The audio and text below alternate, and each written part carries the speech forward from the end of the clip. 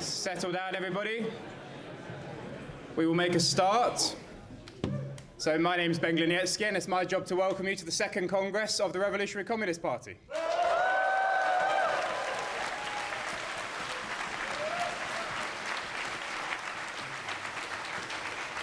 And you will all be very pleased to hear that we've sold out of tickets for the weekend, which is the first time that I know of that happening for a Congress. And it's not surprising, because what as the RCP? Because, of course, the backdrop to this Congress is the complete fracturing of the British political landscape. Obviously, a local election, a by-election, are very partial snapshots of the mood in society. But those results from yesterday, they do show us what we already know, which is there's a massive crisis taking place in British society, in British capitalism. Also, there's a very deep anger. It's a deep sense of betrayal among a lot of people. And they're looking for a way to express that. They're looking for a way out. Obviously, at the same time as that, the key defining feature of this the moment that we're living through is a total vacuum. Probably the worst Labour leaders, Labour movement leaders that we've ever had. And that vast gulf that exists between the anger among ordinary people and the total lack of any expression for it is what gives rise to this fracturing and the weird and wonderful phenomena that we're seeing and the very sharp and sudden changes that we are witnessing. When we last met like this a year ago, things looked different. There was still a crisis on, but of course Rishi Sunak was the Prime Minister, Joe Biden was the President, this time 12 months ago. And the Palestine encampments were just beginning, if you remember, at that time. And we hadn't run a general election campaign as a party ever before. All the riots, for example, the far-right riots in the summer and the counter-demonstrations, the revolution in Bangladesh and the demonstrations around that in East London, all of this was still in the future when we met 12 months ago. And in that time then, over the last 12 months, events have shaken consciousness, and consciousness has developed over that time. And obviously our party has strengthened also in that period. This weekend is about taking stock of the period that we have been through, the last 12 months, and what that means for the future, where things are going. And it is about strengthening the party to meet the new events, basically, that are coming. It's also a chance to meet and discuss with comrades from all around the country. It's one of only 2 times a year, really, we get that opportunity. It's the Congress and the Revolution Festival are the 2 times when the whole party comes together. So we've got to make the most of that. And we can also make the most of the fact that we have some international visitors here with us at the Congress this weekend from 5 different sections of the International. And maybe they can give us a wave if they're in the room. I think we've got comrades here from Ireland. Yeah, they are down there.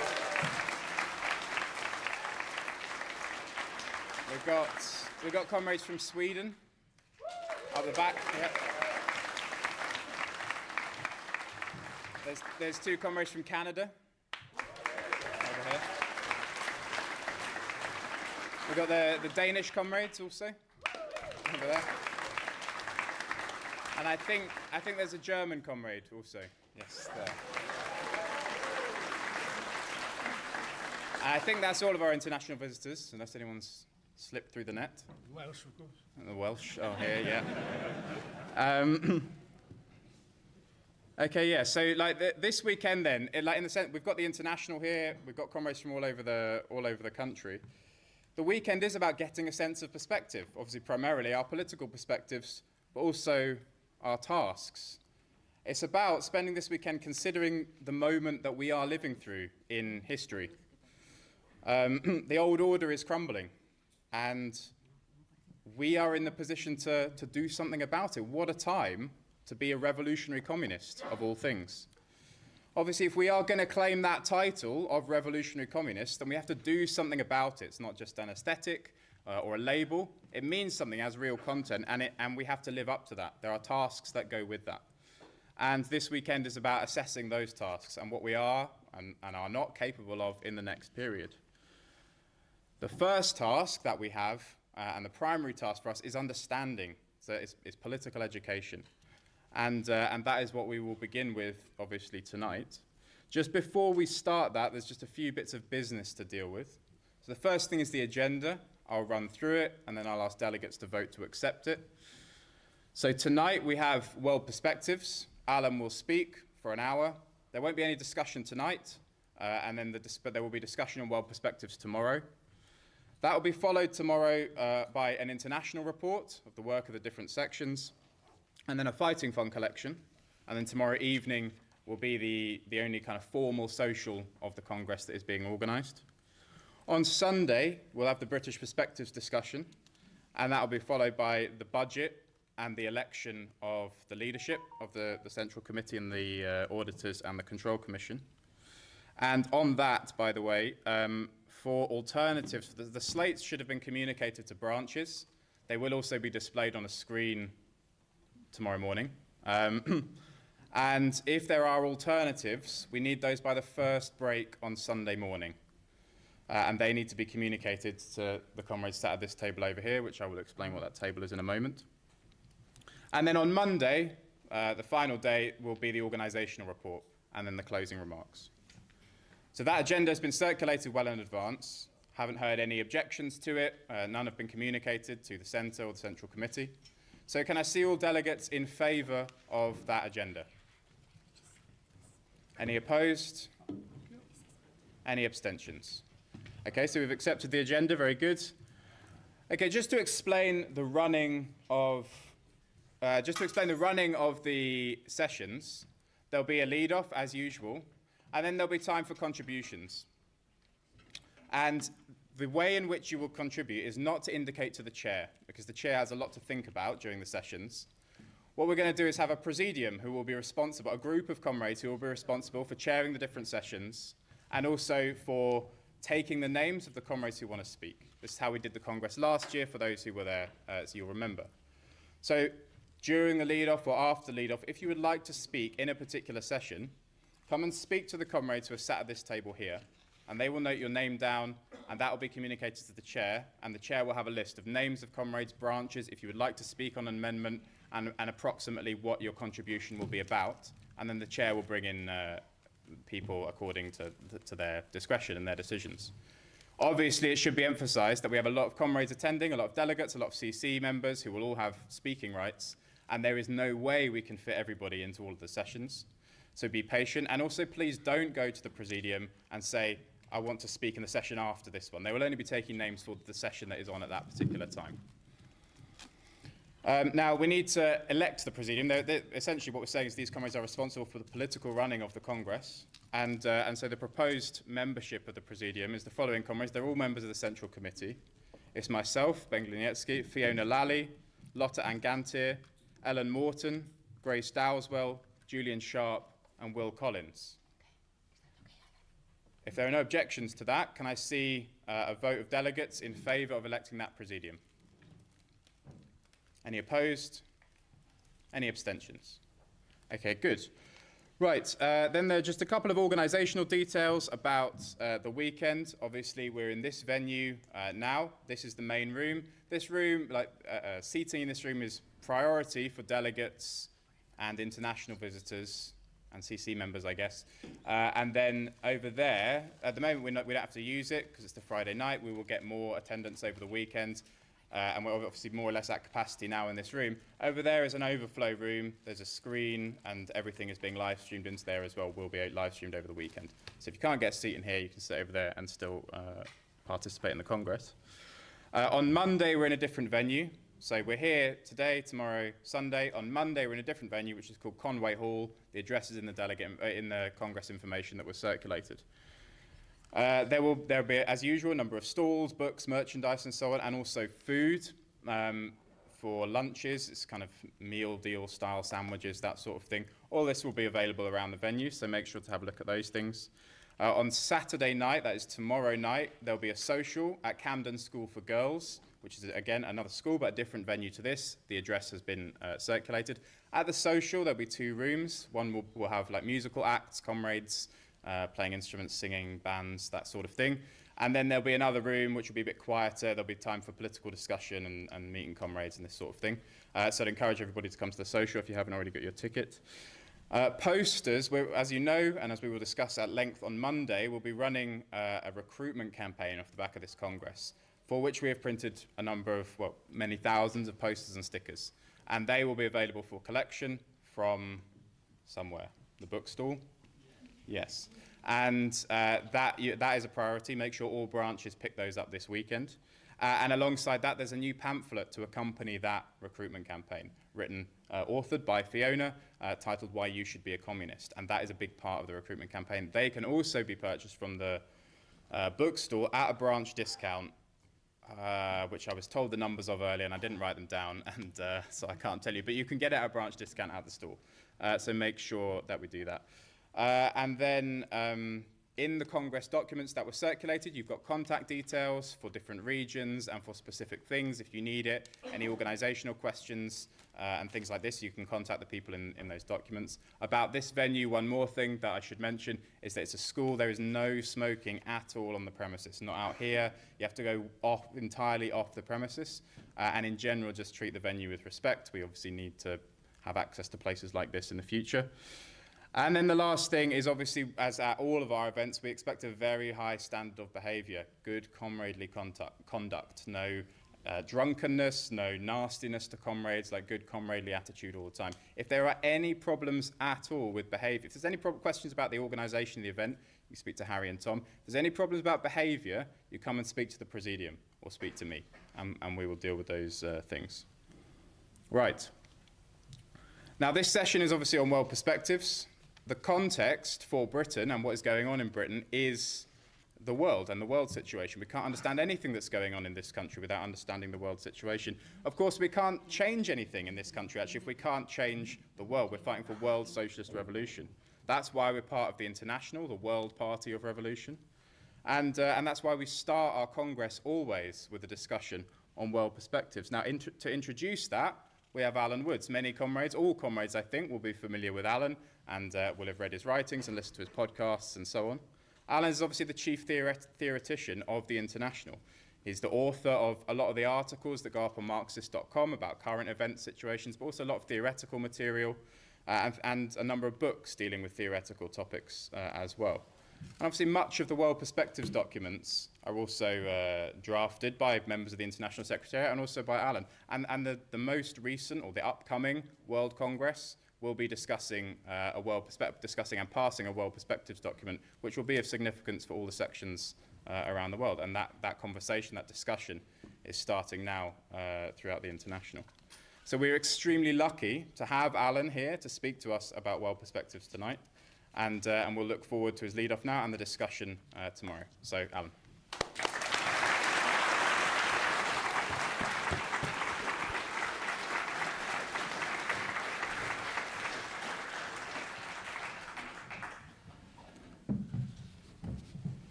The Chinese have a saying that says the worst thing that can happen to a man or woman is to be born in interesting times. Well, the times that we're living in at the moment are extremely interesting. And have also produced rather interesting phenomena and even somewhat interesting individuals. Now, I understand that Donald Trump is probably not high on the preference list of most of you present here today, certainly not in the list of the favorite men of the year as far as the bourgeois media and the bourgeois politicians in Europe are concerned. But I'll say this, you've got to say this about Donald, be fair, you've got to say this about Donald Trump. For the first time, he's actually made American politics interesting. I say that this advisedly, I used to, for my sins, I used to subscribe to a dreadful magazine, I don't recommend it, called The Economist. I stopped my subscription some years ago. But there was always a section in the middle, that you have Europe and Asia and so on and so on, the Americas, and then you'd have a section on American politics. I would leave that out, It was always the same. The Republicans or the Democrats or the Republicans. Never changed. Now, however, it is most interesting, and I would venture to say, rather entertaining. Personally, I find it extremely entertaining, very funny. But unfortunately, the politicians in Europe don't seem to share my sense of humor. On the contrary, Europe, I refer to the European ruling class, practically all of them are seized with a panic. There's no other words you can describe. It's amazing. I've never seen anything like it in my life. A frenzied panic of shock and horror against this monstrosity who suddenly appeared on the scene in Washington to spoil all their nice little games and dreams. They behave a bit like a man who's been woken up suddenly, rudely, from a rather pleasant dream and is suddenly confronted with a nightmare. They're living a nightmare. From their point of view, it is a nightmare. I'll explain the reason for that in a moment. But you see, what is he accused of? Donald Trump is accused of wrecking. Oh yes, he's a wrecker, okay. He's an expert wrecker. He's wrecking the whole of the international order. Just imagine that. He's single-handedly wrecking the whole of the what do they call it? The rules-based international order. You heard of that? Yes or no? Yep. I didn't hear yes or no? Yes. That's more like it.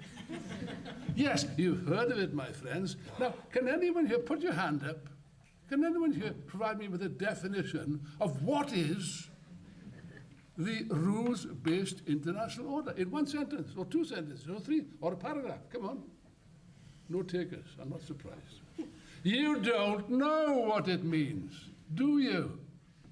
I'll tell you something else. I don't know what it means. Because nobody knows what it means. Nobody knows what these rules, well, rather, I do know precisely what it means. But as far as the rules are concerned, what rules are you talking about? Rules based, what rules? What rules are there? Ask the question. Nobody ever asked this question. What are the rules? We don't know. Where are they written down? They're not written down. Where have they ever been voted on by any national parliament or international assembly, the United Nations, or the World Trade Organization, you name it? Never. At no time. And yet, they exist. These mysterious rules exist.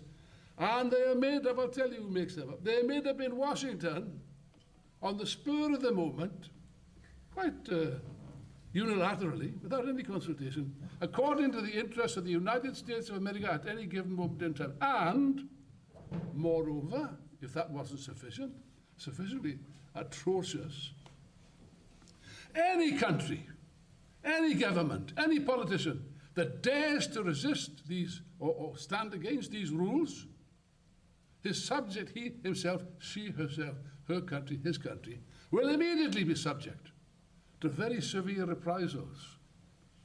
Now, in the old days, the good old days, in the 19th century, when Britannia ruled the waves, you remember that? Do you? No, I don't suppose you do. I can barely remember it myself. When Britain was an empire, and they had a problem in China or anywhere else, they would send a gunboat, gunboat diplomacy it was called, okay? Not anymore. The United States have got a problem. They don't send a gunboat. They send a letter from the Board of Trade. Trade, yes. Sanctions. Tariffs. You've heard of tariffs, I hope? Yes? No? Yes. My God, you're asleep. We haven't started yet, you're already asleep. Tariffs, you've heard of tariffs. You should, if you follow the news, you've heard of tariffs. These are aggressive weapons. These are nuclear missiles directed against other countries. They're weapons of war, for Christ's sake. They're weapons of precisely, aggressive weapons. It was Clausewitz, the great man who I admire greatly. I've had occasion to quote him on more than one occasion. You've heard of von Clausewitz, I hope? Yes. Yeah? You don't sound too sure. Okay. Yeah. They're gradually waking up, Let's see if we can wake them up a bit more. Von Clausewitz, that great Prussian military genius of the 19th century. And by the way, he was a man that was a dialectician. He wasn't a Marxist, of course. He was a reactionary Prussian general. However, he studied Hegel. Yes, oh yes. And the whole of his massive 3 volumes work, which I have read, on war, marvelous work, very profound work, tells you all you need to know about war, was based on Hegel's method, dialectical method. And in this, he comes across the marvelous, Lenin frequently quoted this from Clausewitz.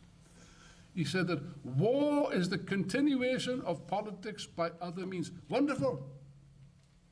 That's all you ever need to know about what war is. That's all war is. It's the continuation of politics by other means. Full stop. Okay, but now the Americans have improved upon that. Now they've got a new theory. Trade is the continuation of war by other means. That's a fact. It's not funny, I can tell you.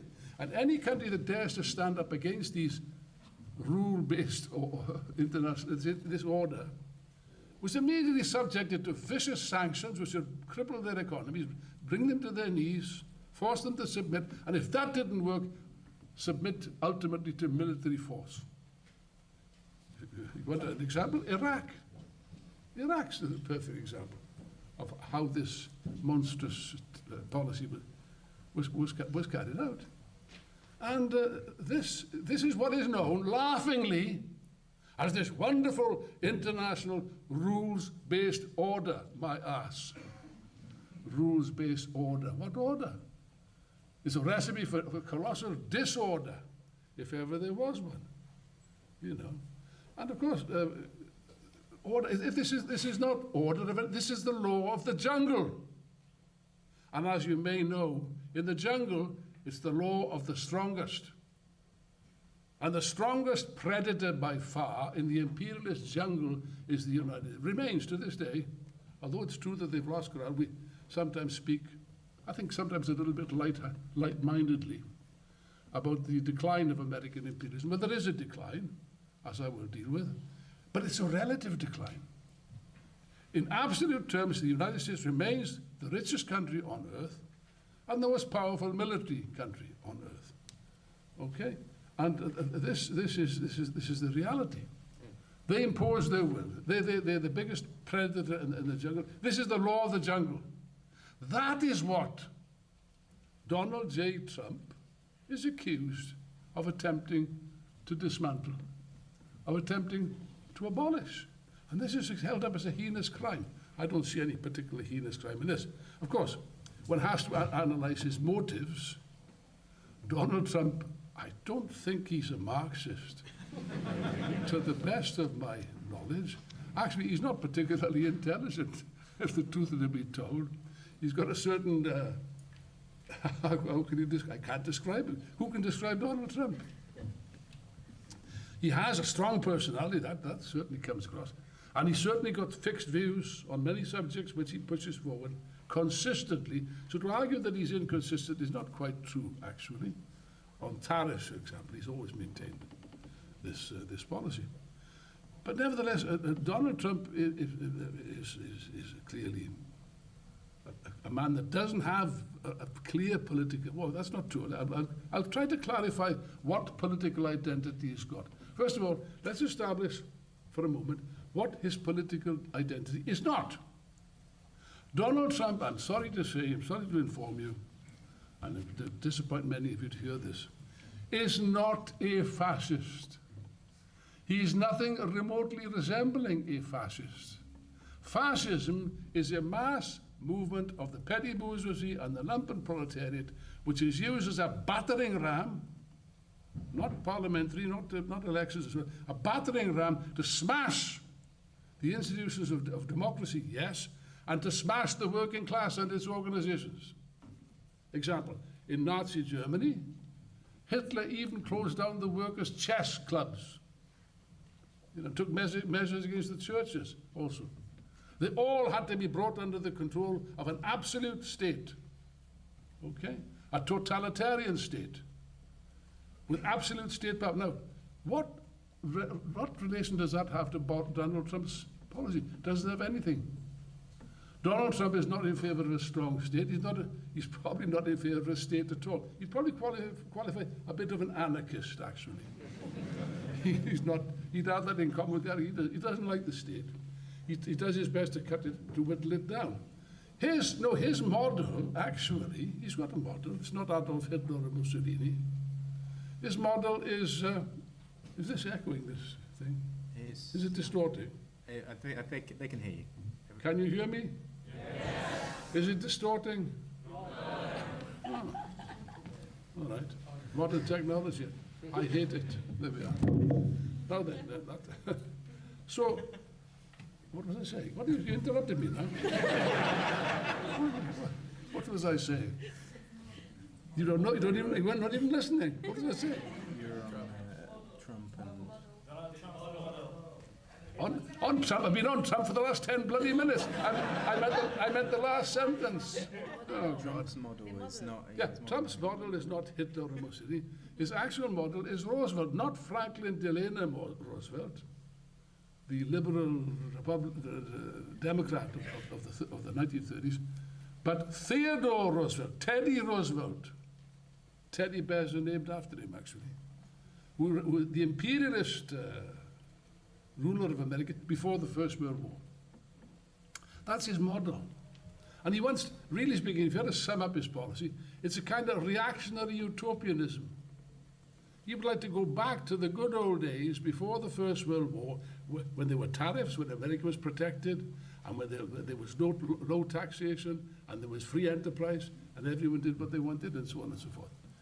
But of course, that world that he's after, combined, by the way, with a certain type of imperialism, not the kind of imperialism which I'll deal with in a moment, which seeks world hegemony to dominate the whole world, not that kind of imperialism, but a more local kind of imperialism of spheres of influence.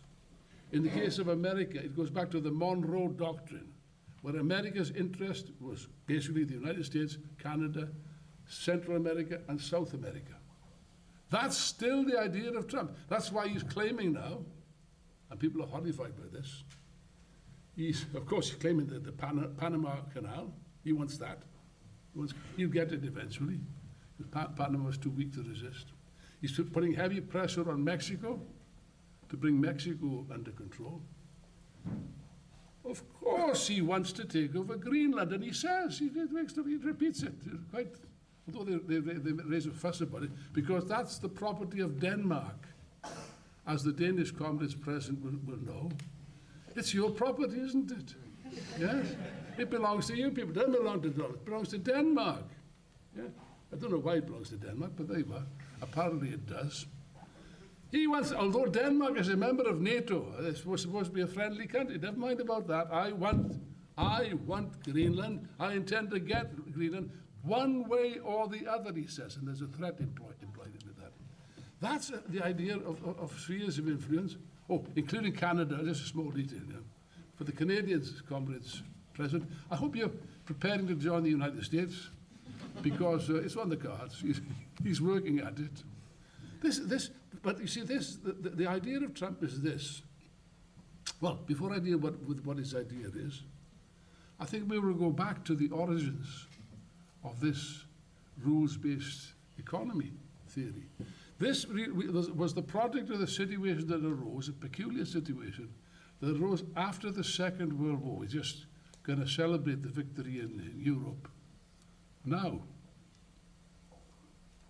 By the way, I did an article about this recently and a podcast. It is astonishing, it is a scandal really, that every intelligent, educated person ought to know by now that the Second World War in Europe was a titanic struggle between the Soviet Union on the one hand and Hitler's Germany with all the resources of Europe on the other hand. That's all. Up until the last minute in June of 1944, the Americans and the British were merely onlookers. That's all.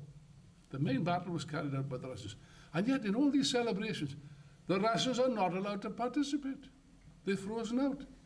It was the Russians that emancipated Auschwitz, the concentration camp.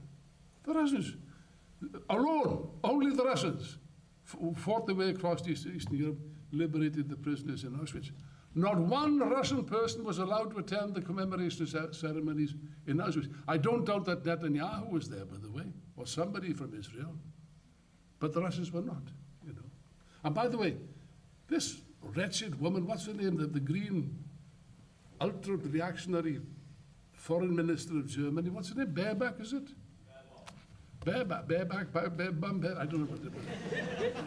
Dreadful, by the way, wonderful, the Greens are wonderful, aren't they? Wonderful reactionaries. There was a time when the Greens in Germany led anti-war protests against American bases. Not anymore. They're in favor of American bases now, as far as I know. And this wretched woman is an ultra chauvinist, an ultra warmonger. That's all. Greens, don't talk to me about the Greens. This woman has actually made a statement.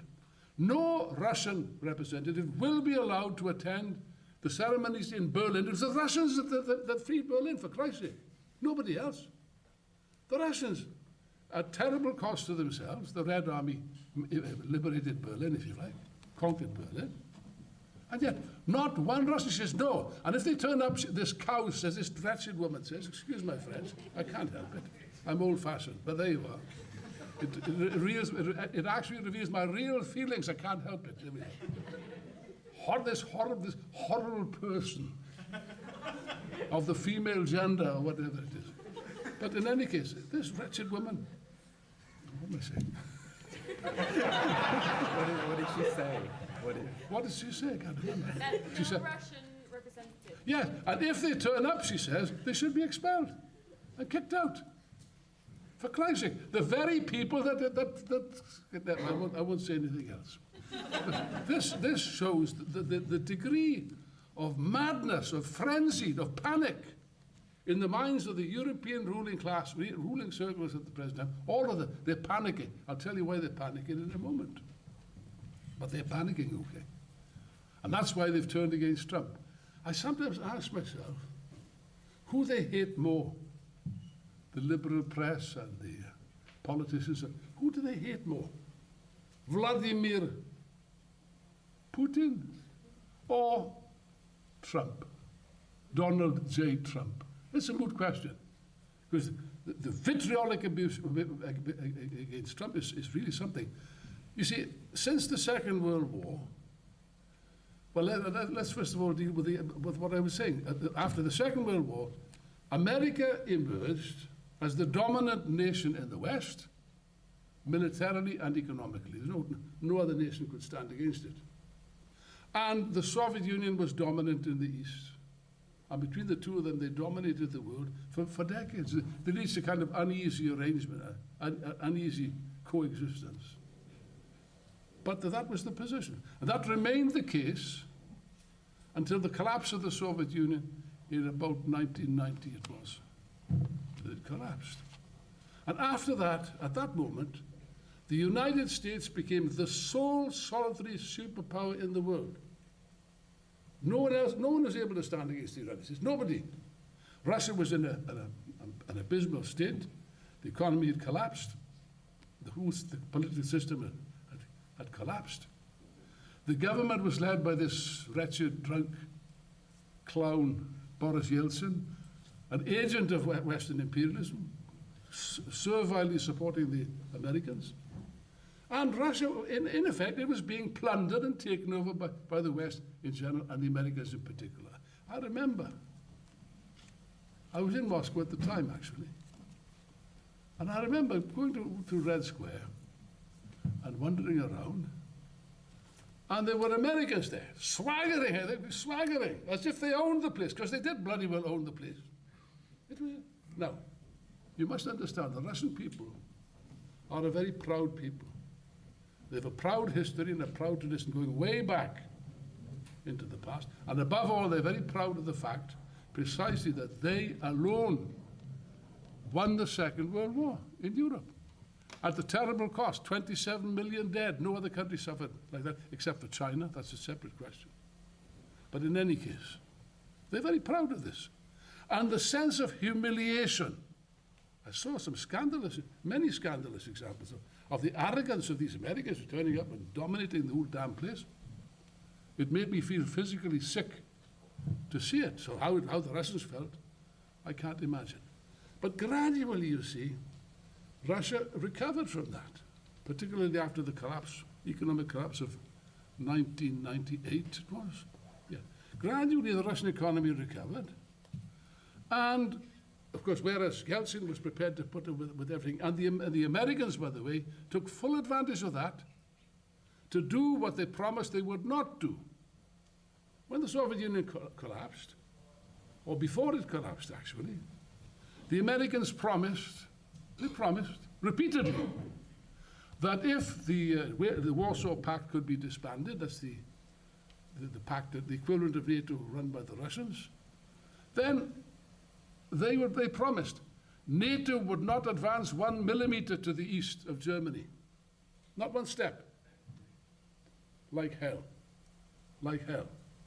Since that time, since the collapse of Russia, NATO has systematically advanced, absorbing one country after another, starting with Germany, then Czechoslovakia, then Poland, then Romania, then Hungary, and the Baltic states, right up to the borders of the Soviet Union. Now, this is an aggressive alliance. Never mind about all the bullshit.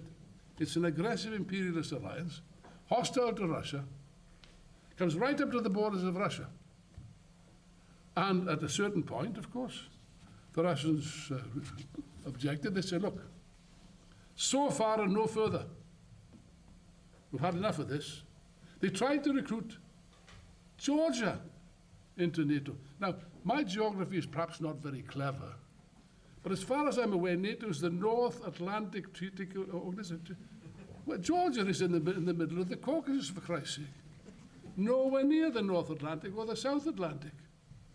And yet they wanted to recruit Georgia. The Russians said no. They invaded Georgia, and after a brief war, they soon forced the Georgians to back down. And then they proceeded to Ukraine. Now, the Americans knew perfectly well, Biden knew perfectly well, that this was a red line as far as Russia was concerned.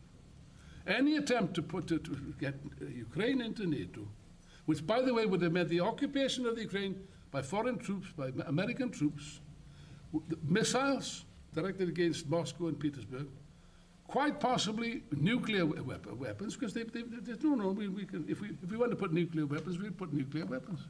Despite the fact that all of this was forbidden, you know where? It was forbidden by the Ukrainian constitution. Forbidden. The Ukrainian constitution forbade Ukraine to join NATO. It was supposed to be a neutral state, a non-military state, and so on. The leader of the leader, yes, of the CIA at the time, some of them of Burns, warned the Americans, look, the Russians will not tolerate this. Don't do it. And yet, NATO had the audacity to invite the Ukraine to apply for membership of NATO. Now, that inevitably was the beginning, was a concatenation of steps, which invariably led to the invasion of Ukraine by Russia in 2022. Now, there's a lot of nonsense to be talked about this, but I am firmly convinced, I've got the slightest doubt, that Joe Biden and the clique in the White House at that time had the idea, they were mistaken, but they had the idea that they could use the Ukrainians as cannon fodder in a war against Russia. If they provided sufficient nuclear arms and sophisticated weapons and missiles and so on, then the Russians would easily be defeated. That was the theory anyway. Oh, and then of course sanctions. I told you, sanctions are a weapon of war. The most brutal sanctions that have ever been imposed against any country were imposed on Russia with the intention of destroying the Russian economy entirely. And they were convinced, they are absolutely convinced, that this was going to happen. They were sure of it. They were mistaken. They made a mistake which they consistently making. They're making the same mistake now in relation to China. Same mistake of underestimating Russia. They underestimated the Russian economy, which very quickly, initially, of course, there was a shock effect of sanctions initially. It didn't last long.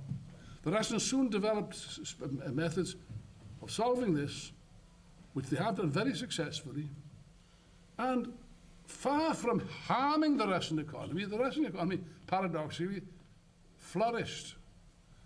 Just imagine, they were expelling all these Russian millionaires from the city of London, where they were quite happily spending money, billions. They went back to Moscow. What are they going to do with all this money? They've got to invest it. So they invested in Russia, in Russian industry, in production, and so on. The Russian economy to this day is producing at a level of about 4 or 5% per year, far superior to anything achieved in the West, in spite of the sanctions. Plus, of course, the effect of the sanctions, I'll deal with that in relation to world relations, pushed Russia closer to China. They already were close, they pushed even closer. Now the relationship between China and Russia is indissoluble. It's a solid relationship. That is a threat to America, serious threat, and to Europe, if it comes to that. And of course, other countries. The sanctions failed because other countries need Russian oil and need Russian gas. And of course, it was nice, cheap oil, cheap gas, very good. India, for example. India was supposed to be an ally of the United States. Now, whether it's an ally today, I'm not quite sure, but certainly they have excellent relations with Russia. I see Modi is going to Moscow for the celebrations of the war and so on and so forth. They're all purchasing large quantities of Russian oil and gas. And of course, the people that suffered from the sanctions more than anybody else was Europe, particularly Germany. The German economy, let's be clear about this, depended to a large extent on a regular supply of cheap Russian oil and cheap Russian gas through different pipelines. All this was destroyed, incidentally. The Americans have always wanted to destroy this relationship, always. They made no secret of it. And they've now achieved it. They didn't achieve it under Angela Merkel and so, but they've achieved it now, under that imbecile Scholz. They've achieved it now. They destroyed the relationship between, and therefore, Germany is now deprived of cheap oil and gas, is forced to buy, what? Liquid gas. Gas from where? The United States. At a huge price increase. With the result, it's led to the ruin of German industry. That's what it's led to. Germany, which used to be the powerhouse of the European economy, is no longer that. Germany is on its arse. It's economically, it's in a mess. It's facing a recession, and the whole of Europe will be dragged down. All of Europe is faced with a recession, and I'm pretty sure by the end of the year, it will be a deep recession. Certain profound political and social consequences are flowing from this and will flow from this. And that's the point that we must bear firmly in mind. Now let's go back to these stupid illusions that they had, that they were going to defeat Russia. Oh, there was going to be a coup d'etat against Putin. There was going to be a regime change in Moscow. They're going to have a pro-American government, and everyone would be happy in the garden. You know, everything will be wonderful. Everything will be rosy in the garden. Not so. It didn't quite work, did it? First of all, the attempt of the Ukrainians to defeat the Russian army have failed. And they failed abysmally and at the cost of terrible human sacrifices on the part of the Ukrainians. Now, the Americans don't mind that. Their policy is, it's a cynical policy, and Starmer and Macron, a cynical policy, fight to the last drop of what? Fight to the last drop of Ukrainian blood, not our blood. Our soldiers are not there. No. The Ukrainians do the fighting and the dying, but we provide the weapons, more than that. The involvement of the United States in this Ukrainian war is much more than what they've admitted to date.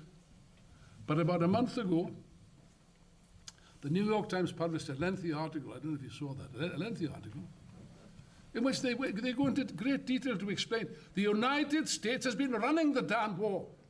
They've been running the Ukrainian war from start to finish. They've been organizing the targets, they've been organizing the campaigns, they've been working out the plans, they've been issuing orders, and they have troops on the ground actually, but they don't admit it, because that would be too much of a provocation. It's not even a proxy war, it's an actual war of the West, of America against Russia. But they won't admit it. They dare not admit it because of the consequences. The Russians know this, but they decided not to take it up because they don't want World War III. Biden came very close to World War III, actually, when he announced rocket attacks, missile attacks deep into Russian territory. Not Ukraine, but into Russian territory. Now, that was a provocation. Russia, by the way, is not only a very powerful military state, a very powerful army, powerful land army and air force. It's also the biggest nuclear power on Earth. For God's sake. Now you don't do this, do you? If you're sensible. I mean, if you've got an enemy that's bigger than you, that's more powerful than you, that's armed with nuclear weapons, it's not a particularly good idea to stick your finger in his eye. If you stick a finger in his eye, he's likely to be slightly annoyed. If you stick 2 fingers in his eyes, he's likely to be very annoyed. And this could have provoked it, except because of Russian restraint. The Russians could see what was happening. No. Zelensky's policy, Zelensky knows. By the way, I'm convinced, the more I think about it, this man he hasn't got one screw loose, he's got several screws loose. The man is, I think he's clinically insane. I'm serious about that, absolutely serious. Look, there is something you must understand about the position in Ukraine. If you don't understand anything else, it was very complicated. It's not very complicated at all. I'll tell you what you need to understand. Only one thing. Ukraine has lost the war. Catastrophically. We're just kicked out of Kursk with terrible losses. They're losing all around the battle, and the amount of casualties is nobody's business. They've lost the war, and nothing can change that. Doesn't matter what the West says. There's a lot of nonsense. The British, if Zelensky's insane, the British, Starmer, I mean, for Christ's sake. I mean, you know, I was thinking the other day, now this is a little bit off the subject, but not quite. You know, there are not many geniuses in the world. Very few geniuses have been produced. Einstein, Karl Marx, Hegel, Beethoven, Bach, Rembrandt, not many. But idiots. Idiots, there's always there seems to be a superabundance of idiots. They've been produced all the time. There's no shortage of idiots. I mean, look, don't look at it. Please, I was not referring to the very intelligent young men and women in this hall. Far be it from me to make aspersions, but you should know by now that there are many idiots in the world. As a matter of fact, you could say this is a golden age of the idiot. I mean, when they come to write the history books, I think they won't put the age of Donald Trump or the age of Vladimir Putin. No. The age of the idiot, the age of idiocy. Because you read any of the writings of any of the British in particular, of the strategists of capital, the economists, the politicians, the people in Westminster. Jesus H. Christ. I mean, it really is. I don't listen to the news anymore. It just makes me ill. Pathetic. Of course, there's plenty of room for idiots, in Britain above all. They can find their way right to the top. Proof? Sir Keir Starmer. You can rise right to the top of the Labour Party. You can be the leader of the Labour Party, the biggest idiot in the world, Mr. Starmer. The man is a complete idiot. And there we are. Okay. They understand nothing. Not the Ukraine. Oh, by the way, I noticed that Keir Starmer is a patriot. You notice this? He is a patriot. Oh, yeah. A fervent patriot. He's in love with the country which he's prepared to sacrifice everything for. Not this country. Oh, no. Ukraine. Ukraine. Do you know how much money the British are spending every year in the Ukraine, as far as the latest figure I saw? £4.5 billion a year.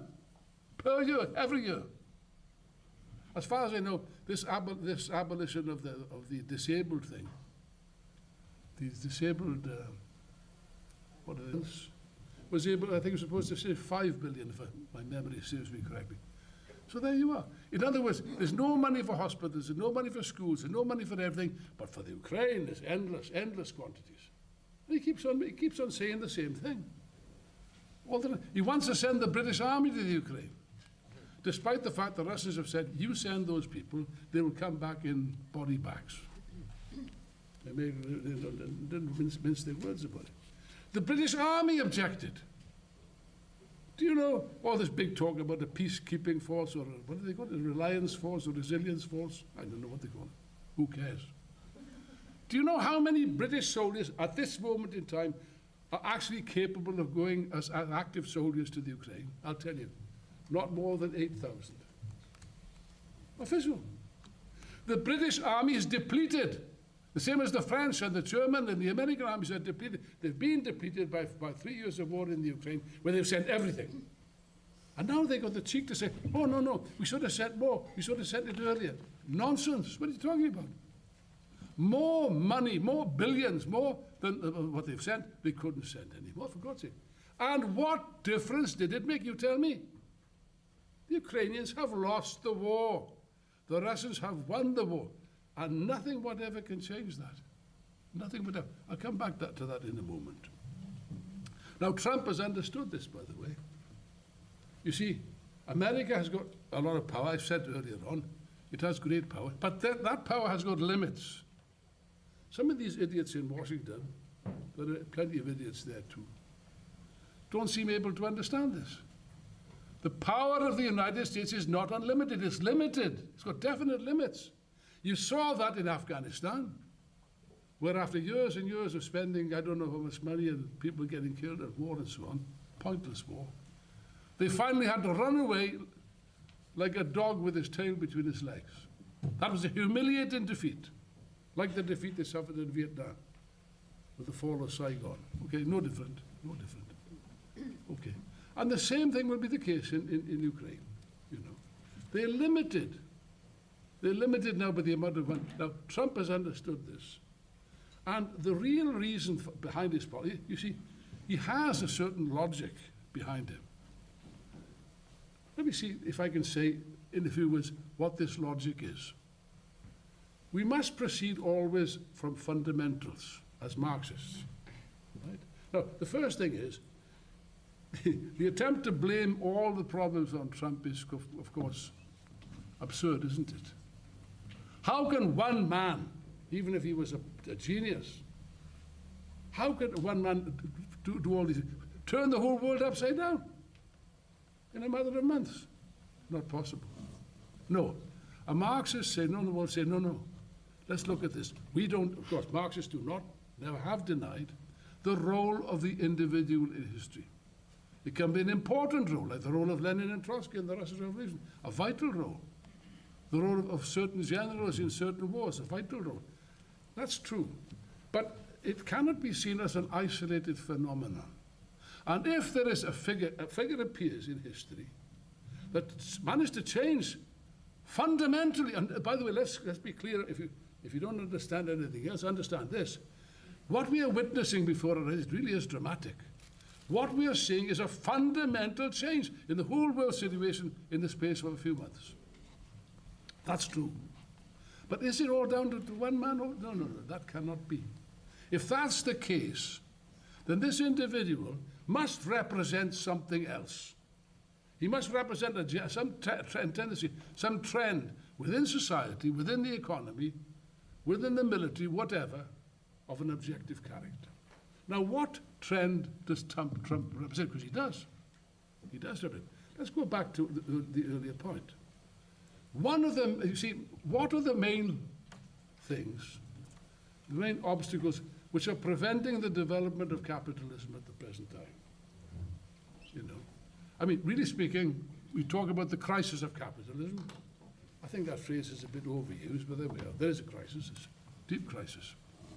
But you see, there is a crisis. But the question is this. The question is, not why is capitalism in crisis. That's not the question that should be asked. The question is, why is capitalism not always in a crisis? Think about it. That's the question.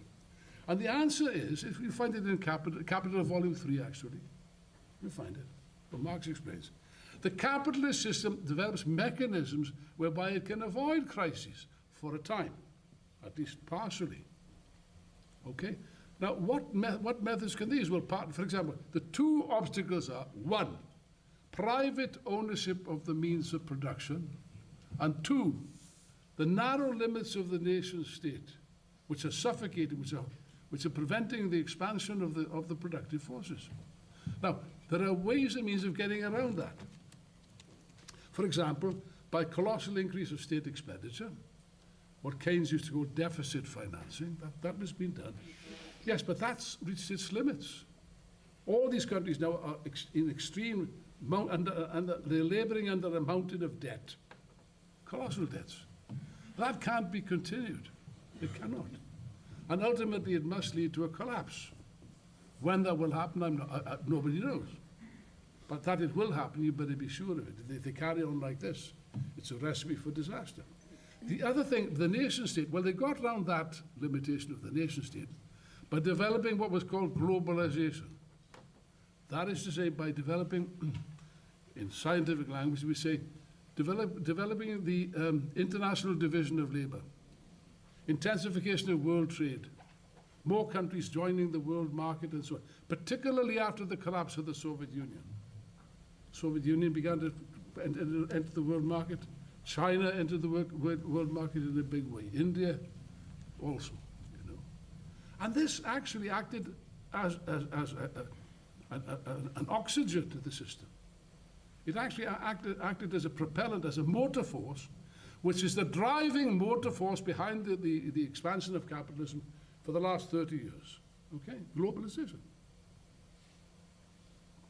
No argument about it. A colossally powerful factor. Yes, but that also has definite limits. And those limits, the limits of globalization, have already been reached. And the whole process, the whole damn process now is going into reverse. What were positive features driving the economy up are now driving the economy down. China is a case in point, but we'll come back to that if we have time later on. Okay? Now, the limits of globalization, and instead of globalization, instead of this agreement to lower tariffs and so on, you have economic nationalism as night follows day. Each capitalist class is pursuing what's in its narrow nationalist interest. To hell with the rest. Protectionism. Trump's policy is protectionism. What is protectionism? I hear you ask. Can you answer the question? What is protectionism? Shall I tell you? Very simple. Protectionism is the export of unemployment to other countries. That's what it is. That's Trump's policy. Make America great again. Yeah, MAGA. That's his policy. Very simple. Very simple. And very simple things flow from that. America first. Okay. If America's first, the rest of the world is last, by definition. And that's his policy. He makes no bones about it. He makes no secret of it. He's proud of it. Tariffs, he says, is a wonderful thing. He's introduced these tariffs, and therefore he's completely disrupted overnight. Disrupted world markets, disrupted the whole of world trade. He's put his great big boot through the whole system. Now, let's be clear about it. Donald Trump did not invent economic nationalism. He didn't cause the downfall of globalization. That antedates Donald Trump. On the contrary, he reflects it. Yes, but he reflects it in his own person. He's like the embodiment of this policy, this new policy of economic nationalism. And he embodies it, he expresses it more than anybody else with a fanaticism, with a determination, with an audacity, with the enthusiasm, if you like, of a religious convert. And he goes at it hammer and tongs, and he will not accept no for an answer. Of course, this has consequences. America at this moment in time is engaged in quite a brutal economic war against China. And I thought Trump obviously believed that China was going to capitulate. He underestimated China, like earlier on Biden underestimated Russia. No, no, no. Look, the growth of the Chinese economy, the amazing growth of the Chinese economy over the last decade, 30 years, is perhaps without precedent in world history. Astonishing. Astonishing. And initially, the growth of capitalism in China and the growth of the productive forces was seen as something positive. They all piled in. Perhaps you don't remember. I remember distinctly. All the Americans and the British, they were all piling into China, investing like mad, building factories to take advantage of the cheap labor, no strikes, no problems with the labor force, and so on and so forth. They're wonderful. They were getting big profits out of this. It was wonderful. It really did act as a stimulus to the world economy. The only problem was, as I pointed out at the time, I said the problem about that is, ultimately, these new factories that they're building in China with new technology and new machines and so on must ultimately produce a mountain of cheap commodities.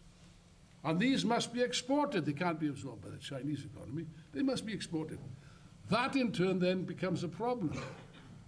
Hence the clash between America and China. And the Chinese, by the way, are now in a powerful state. China's a powerful state now. It's no longer the weak, dependent, semi-colonial nation of 1938. It's a powerful, modern, sophisticated economy.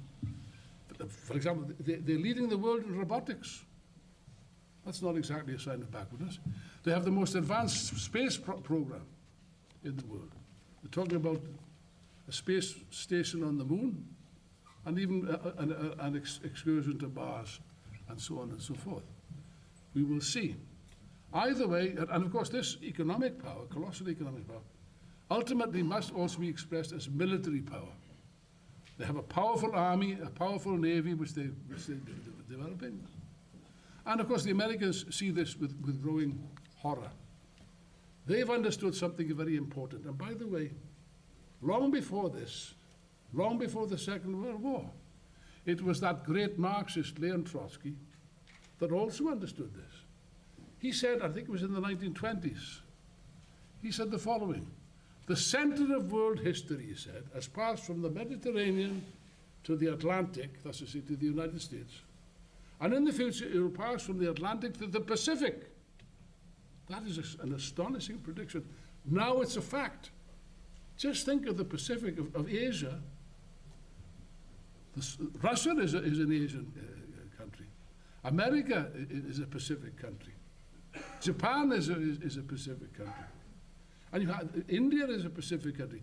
And the growth economies are taking place all over Asia, with its teeming population, its colossal resources, its modern industries, and so on and so forth. The future of the world is in Asia, not in Europe. Europe is old, it's decrepit, it's decaying, it's in decline. Trump has understood this. He knows, I think all the American strategists know, our policy, our main interest is in Asia, not in Europe, not anymore. And therefore, we should withdraw. We should withdraw from the Ukrainian war. We should withdraw from Europe eventually. Of course, that will not happen overnight. Now, all of this, of course, creates chaos, panic. It particularly causes panic in the European ruling class. I mean panic, a frenzy of panic, and of course, rage. They really hate Trump. They denounce him in the most vitriolic language continually because of this. You see, America up until now was financing Europe by financing the arms bill. NATO was protecting Europe, provided it with a nuclear, allegedly, provided it with a nuclear shield against the Soviet Union, against Russia, in effect. Now they're threatening to withdraw. The Americans have done their sums, they've added up. They say, well, why should we be spending all this money in Europe? Let the Europeans pay for defense. We got other fish to fry. We're out of here. That's what Trump is saying. And he means to carry this out. The Europeans are very angry about this. some of the things they've said is just out of this world. But behind this, it's rage, yes. It's rage, but it's impotent rage. It's impotent, because what can they do? What can they do against the Americans? They can't do anything. The Americans will do whatever it suits them. And this, behind this rage and anger, there's something else. Fear.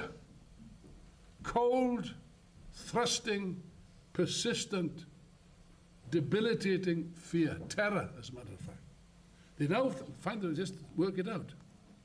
When Russia wins the war in the Ukraine, and they will win, they will win. I'm not sure what Trump is going to do, but sometimes it's difficult to fathom what the hell he's doing or what the hell he's thinking. But, you know, in relation to the Ukraine, it's one of sand and one of cement.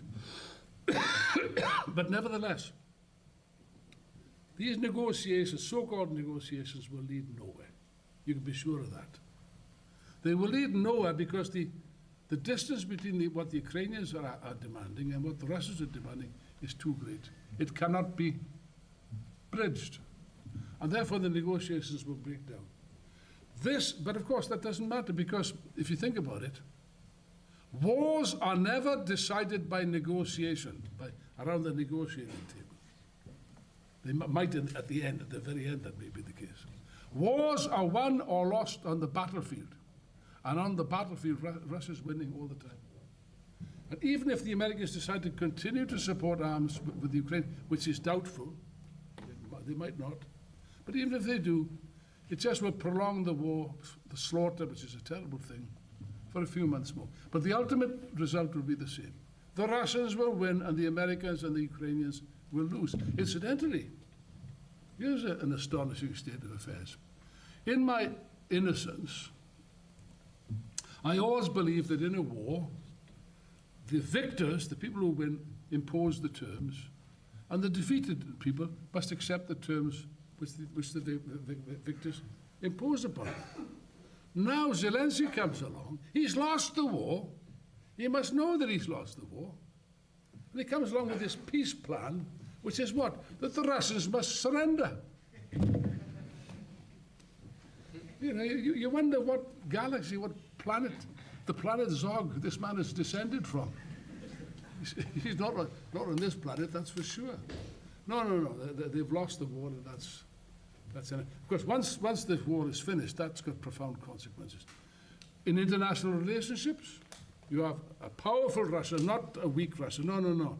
Russia emerges from the war powerful, economically powerful, militarily extremely powerful, and very confident. The Europeans emerged disastrous, in a disastrous state. And of course, all this will have consequences. In Europe, for example, there's already a ferment taking place. Everywhere there's a ferment. And at the bottom, behind all of this mess, there's of course the crisis of the general crisis of capitalism. The capitalist system has outlived its usefulness and is now in a terminal state of decline. Okay? Now, this expresses itself. As revolutionaries, we tend to think of revolution in terms of insurrections and uprisings. There have been, by the way, insurrections and uprisings in the last few years. In Sri Lanka, in Bangladesh, in Kenya, more recently actually in Greece and in Serbia. It hasn't received much publicity. There have been big movements taking place. Yes, but in the absence of the subjective factor, the absence of a leadership, all of these movements have failed. That's the fact of the matter. And that's what we must consider. Now, what's going to happen? Well, first of all, we have a scenario, but I haven't mentioned the Middle East, which has died down somewhat. Not really. The poor people of Gaza are being pounded mercilessly, of course, as you'd expect, by this man Netanyahu. The West continues to support, these Democrats, they continue to support this guy, this murderer, this mass murderer. He does what he likes. Daily committing atrocities and war crimes. Nobody ever mentions, no. He's our friend. The slightest little incident in the Ukraine, a few people are killed accidentally by the Russians in a bombing. Oh, this is genocide. I mean, it's just so blatant. Now, Netanyahu, by the way, understand what he wants is America to step in and solve the problem for him, to fight the war for him. He would like to pick a war with Iran. He's been provoking the Iranians consistently, all the time, deliberately provoking them. The Iranians have shown restraint and they haven't responded, which is sensible. By the way, I think that Trump, he doesn't like the Ukrainians. He hates the regime in Ukraine. That's true. He's hostile to Ukraine. However, I don't think for one moment that he wants a war with Iran. No, that wouldn't suit his purposes at all. In any event, a trade war, perhaps. So he's negotiating with the Iranians. That doesn't suit Netanyahu, who therefore takes his revenge by bombing hell out of the Palestinians. And I don't see any solution to this. On a capitalist basis, let's be honest about it, on a capitalist basis, there is no solution to the Palestinian problem. None whatever. As we now see, it's hopeless. But there we are. That's the brutality, the cruelty of the capitalist system. Now, all these wars, which will continue, other wars will take place, are symptoms precisely of the impasse of capitalism. That's what they are. And they have an effect in consciousness. Consciousness, by the way, it's not an automatic thing, consciousness. For example, we call ourselves revolutionaries. We stand for the socialist revolution. But very often you go to ordinary people in the street and you put these arguments forward, and they look at you a bit strangely and say, yeah, but that's a bit extreme. I don't see it, and so on and so forth. You see, what you must grasp is this. Be sure of this. In general, the human mind, the human psychology, is not revolutionary. It's not even progressive. On the contrary, it's profoundly conservative. Most people, as a matter of fact, do not like change, usually. And they will cling desperately to the things that they know, the traditional things, the things that they're comfortable with, the society that they live in, the ideas they were brought up with, and so on and so forth, the institutions, and so on. There was a time, not long ago, in this country and other countries, when people respected the police, the judiciary, the politicians, you know, all these things, the army, the church. Not anymore. There's a change, there's a beginning of a change, and that, by the way, that beginning of a change, beginning of at least a questioning, is actually the beginning of a revolutionary ferment. That's how it starts. The answer is that people no longer believe. Not only that, listen now, be sure what I'm saying. Beneath this, everywhere, you care to look, beneath the surface of apparent calm and stability, there's a seething discontent in society. A seething discontent, a frustration, feelings of anger, rage, bitterness. People can see the injustices that take place daily and so on and so forth. It's there. It's like the process of the subterranean process which takes place before an earthquake. This is preparing for a social earthquake. This questioning, not just a questioning. We got to the stage now where many people actually reject politicians, reject the police, reject the judges, reject the system, reject the laws, reject the press, the media. They tell lies, which was not the case before. The church is riddled with all kinds of corruption and sex scandals and goodness knows what and so on. This is the beginning, this ferment. It's more than a ferment. I would say actually there's a rage, there's a hatred against politicians. And you see that, by the way, now, reflected in the last 24 hours in this country, in Britain. It is an unprecedented situation where suddenly the British political system is fractured. For 100 years it was dominated by two parties, Labour and Tories. Now it's changed. Now it's fractured. There are three parties, and they've each got about 25%, something like that. Reform, Labour and Conservatives. But according to this study which I saw recently, 75% of the people in Britain don't like any of the three. They don't want any of the three. They're not with the Reform, they're not with the Conservatives, not with Labour. They're against the politicians generally. They don't trust the politicians. They don't like the whole setup. Now that is actually the beginning of a revolutionary ferment. You see that in an extreme case in America. That's part of the reason why Trump succeeded. He appealed, he's a billionaire, but he appealed to the working class. And he tapped in very skillfully. He's a skillful demagogue, say what you like about it. Very clever man. He tapped into this feeling, he saw this, of rage, of discontent, of anger, particularly in the districts that have been destroyed by unemployment and so on, Michigan and so on. He tapped into that, you know, which the so-called left has been patently failed to do. My God. My God. If ever there was a situation where the situation is rotten ripe for a real left, for a real socialist or revolutionary alternative, it's now. And yet, all these so-called lefts, they behave like the most wretched, servile cowards, miserable elements, sniveling cowards, really accepting all the nonsense of the capitalist media, the press. The Bible says, communists know I like quoting it. Communists know that I like to quote the Bible. Eyes have they, but they see not. You think they can see these things? We can see them. Like, no. They don't understand. Trump, oh no, that's fascism. That's the swing to the right. There's a swing to the... There's not a swing to the... What are you talking about? If there's a swing to the right, it's because of your failure. It's because the so-called left have miserably failed. Corbyn, when he had the chance, he had every chance of carrying through a fundamental change. He backed down, he surrendered to the right, and this is the consequence. He's responsible for Starmer, nobody else. Only Jeremy Corbyn, that's all. In the States, you had a similar phenomenon with, what's his name? Sanders, that's right. Sanders, he was just what? He talked about a revolution against the billionaire class. That's fighting talk.